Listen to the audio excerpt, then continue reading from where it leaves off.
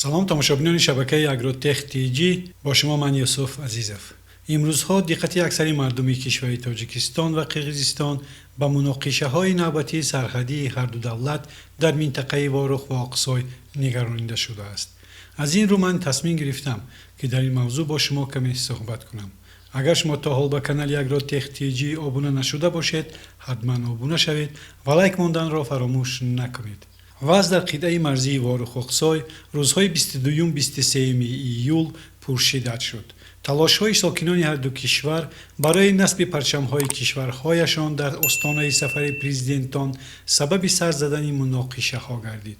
هر دو جانب هم این منطقه‌های مرزی را از آن خود می‌دانند. در نتیجه استفاده سلاح یک شهروند جمهوری تاجیکستان کشته و نه کمتر از 20 نفر شهروند هر دو کشور مجروح شدند. کمیته دولتی امنیت ملی تاجیکستان تنش در مرز را اغوای نوبتی می‌داند. بنا به گزارش کمیته دولتی امنیت ملی روز 22 ایول سال 2019 ساکنان جماعت وارخ شهر اصفره در جریان آمادگی‌ها به سفر کاری امام علی رحمان به شهر اصفره و ملاقات او با پرزیدنت قرقیزستان به کارهای آبادانی مشغول گردیده در سنچوب‌های حدود جماعت وارخ پرچم تاجیکستان را آویزان نمودند. ساکنان قرقیزستان باشد نوشتجات اقصی را نصب کردند که با گزارش کمیته دولتی امنیت ملی تاجیکستان از بس که شهروندان قرقیزستان این عمل خود را در حدود قلمرو تاجیکستان انجام دادند، ساکنان وارخ با آنها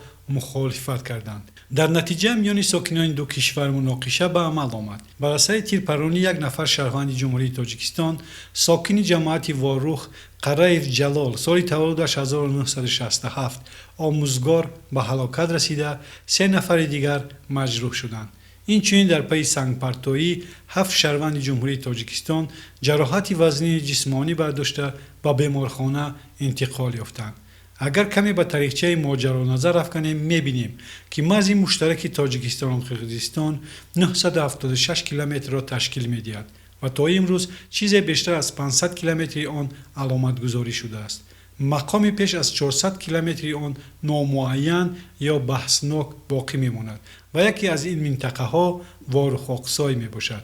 زمین و چراگاه و آب و دیگر ذخیره های طبیعی که زمان اتحاد شوروی مالی همه بود حالا مربوط به یکی از جانب ها شده است و هر دو جانب هم در اجازه و محدود کردنی همدیگر در دسترسی به این ثروت ها خود را حق میشمارند. مذاکرات علامتگذاری مرزی مشترک که بعد کسب استقلال کشورها شروع شد تا حال نتیجه نداده است، ولی محض برای مردم محلی این مسئله ها مثل مرگ و زندگی مهمند و همه گونه حادثه های در این مکان خیلی دردناک قبول می شود. تنها در سطح مطبوعات اکثریت شنیدند که بحث اصلی جانب ها به خریطه ها ربط می گیرد. تاجیکستان طبق اطلاع مقامات به درستی خریطه های سال 1920 و قرقیزستان به خریطه های سالهای 1950 تکیه می کند و هر دو جانب هم دعواهای همسایه را به اساس می نامند. چی باید کرد؟ پیش از همه مسئله وارخ باید حل شود. در رسانه‌های اطلاعاتی بسیاری ها دهه وارخی ناحیه اصفره تاجیکستان را یک انکلاو در حدود ولایت بادکند قرقیزستان می‌نامند. تحلیلگران میگویند که تا زمانی نامعین ماندن مقام این دهه و وضع مشکلی جغرافیش آن ضعف‌پذیر خواهد بود. سیاستشناس نعمت‌الله میرسعیدov میگوید پرزیدنتان دو کشور باید پیش از همه مقام وارخ را حل کنند تا که این اهل دهه با 40,000 جمعیت بتواند بدون هیچ مشکل و صد با اصفره رفت آمد داشته باشد. قرار درباره مقام وارخ را مقامداران شوروی قبول کرده هیچ فکر نمی‌کردند که زمان کشور با بزرگی اتحاد شوروی پاش می‌خورد.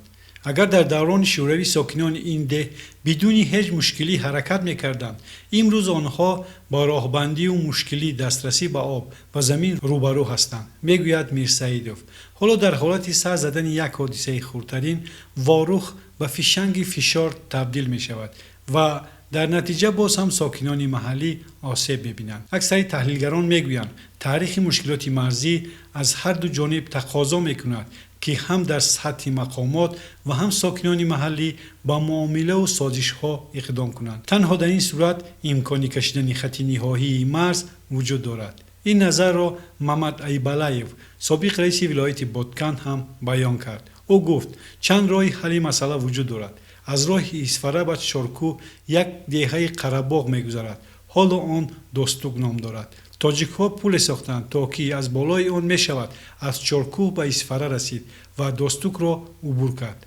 ایبالایف میگوید اگر قلمرو دوستوک به تاجیکان داده شود، قرغیزها را می‌شود به مچایی دهه تاجیکی انتقال داد. یعنی به تبادل قلمروها اقدام کرد. می‌شود هر یک متری ناحیه‌های بادکند و اسفره را آموخته این کار را کرد. این تنها یک راه حل است.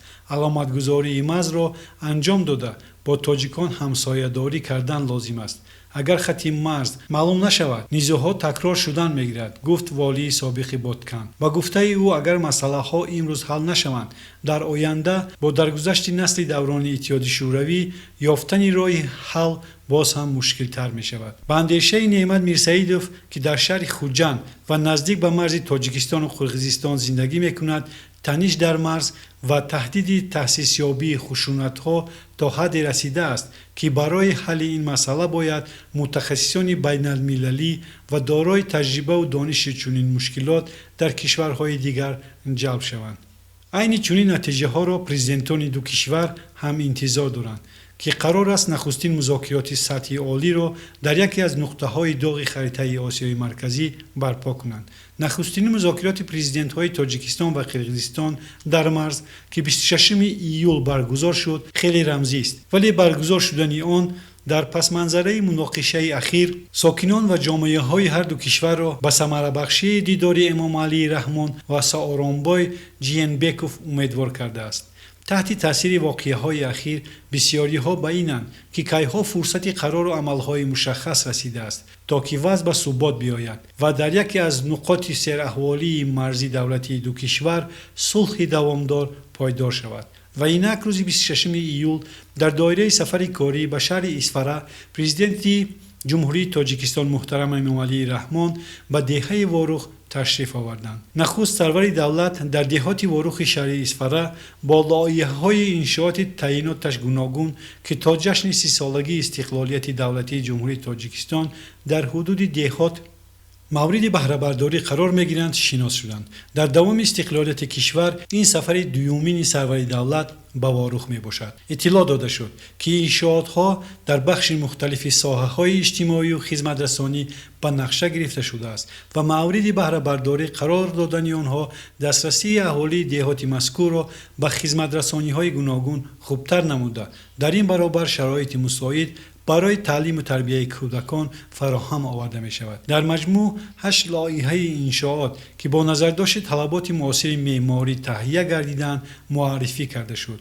ضمن شناسایی ابراز گردید که با نظرداشت طلبات در حدود دهات واروخ شهر اسفره باغچه کودکانه با 80 جای، در محله سنگتوده دهات مؤسسه تعلیمی با 360 جای نشست، ساختمان بینای علاوگی با 10 صنفخانه در نزد مؤسسه تحصیلات میانه عمومی 23 به نقشه گرفته شده است. همزمان بینای جماعت دهاتی واروخ، بینای قصر فرهنگ با 400 جای نشست، تالار ورزشی برای 300 نفر، پرچم دولتی جمهوری تاجیکستان در دایره تدبیرهای جشنی به استفاده داده می شوند و همچنین بنیاد بینای مخصوصی ریاست وزارت کارهای داخلی ولایت سوخت در دهات واروخ به نظر داشته شده است که از 3 آشیانه عبارت خواهد بود. به سرور دولت ضمن رونمایی لایحه‌های اطلاع دادند که اکثر انشاءات‌های مذکور کارهای ساختمانی علیه آغاز یافته فعلا با سطح صفتی بلند ادامه دارند. در حاشیه سفر سران دو کشور همسایه مردم شرفمند دیار واروخ صبح 26 ایول با روی شکست ناپذیر و قلب‌های پر از مهر سروران دو کشور هممرز را برای حل مسائل سرحدی با صدق و صفا پیشواز گرفتند و همگی سرور دولت خود را باور کننده قید نمودند که خصوصیت‌های همبستگی، تقویم دوستی، ثبات سراسری و به هم آمدن ساکنان این دو منطقه بحث برانگیز به مردم هر دو منطقه امید دوستی می‌دهد و این صحنه در حیات مردمان منطقه ها صحنه تاریخی و سرنوشت ساز باقی خواهد ماند. برای آن همه روزهای دشوار و سنگینی که هموطنان ما در منطقه مرزی داشتند و طول چند سال اخیر چند تنی از ساکنان این دیار کشور برای حمایت زمین اجدادی خود زخمی و جان عزیز خویش را از دست دادند اظهار احترام می‌گذاریم و تاکید می‌نماییم که مردم تاجیکستان و رهبریت کشور برای حمایت و گرامی داشتی هر یک وجه خاک مقدس تاجیکستان عزیز همه سعی و تلاش لازمه را انجام می‌دهد و ما مردم شرفمند تاجیکستان همیشه در کنار شما سرور دولتمان خواهیم بود. مذاکرات طرفین صلح و دوستی و آسایشتگی دیار آرزوی چند ده ساله آخری این منطقه تاجیکستان می باشد و این همه آرمان‌های نیک در روح و روان همه زیاییان و فرهنگیان هر دو منطقه نقش بسته است. از این رو ساکنان و اهل فرهنگ هر دو منطقه نزد سرحدی واروخ تاجیکستان و اقصای قرقیزستان را ضرور است که نیروی عقلی و ذهنی، ارزش‌های دوستی و برادری و همسایگی را گرامی دارند تا که نسل‌های آینده در گرداب گمراهی و نافهمی‌ها نیفتند. ما مردم شرفمند تاجیک با امیدهای نیکبینانه و باوری کامل به سیاست خردمندانه صلح‌جویانه پیشوای ملتمان محترم امام علی رحمان باوری کامل داریم و امید داریم که همه نقشه و نیت‌هایی که برای تامین ثبات و یکدیگر فهمی در منطقه نزد سرحدی واروخ و اقصای عملی گردیدنشان از امکان دور مانده بود. محض با این سفر سرنوشت ساز و واخوری رهبران جانب‌ها در این پارچه مقدس از تاجیکستان عزیز همه آن هدف‌های نیک عملی و نافهمی‌ها خاتمه داده می‌شود و واروخ از برکت تشریف پرزیدنت کشور محترم امام علی رحمان باز هم زیباتر و آبادتر و شکوفانتر می‌گردد. امام علی رحمان و سرآنبای جینبکوف صبح جمعه در منطقه مرزی واروخ اقصای با مردم ملاقات نموده از ساکنان دعوت نمودند که مراسا داشته باشند و عزت و همسایه‌داری را حفظ کنند. امام علی رحمان در ملاقات با ساکنان واروخ و اقصای مردم را به صلح و همدیگر فهمی دعوت کرد و گفت که همه مسئله ها باید از راه مکالمه و گفتگو حل شود. ما دهشت جنگ شهروندی را پشت سر کردیم. بیش از 157,000 کشته شده، 50,000 کودکان یتیم ماند. ما با سارانبای شریپوویچ مشورت کردیم که همه مسئله ها را از راه مکالمه حل میکنیم. این به آن معنی است که گاه به گذشت هم راه دادن لازم است. من بعد این همه ملاقات ها به چالپاناته می روم. مذاکرات را دوام میکنیم. شما کهنسالان و اقساقال ها باید وضع را نگاه کنید.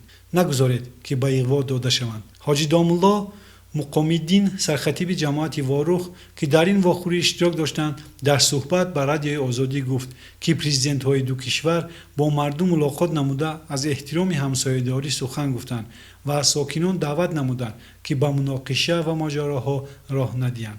پس از صحبت پرزیدنت ها 2 نفر ساکن اقصای و 2 نفر از واروخ برآمد نموده از رابطه های خوبی همسایه‌داری حرف زدند. ساکنان هر دو ده وعده دادند که دیگر به مناقشه راه نخواهند داد. افزود سرخطیب جماعت واروخ.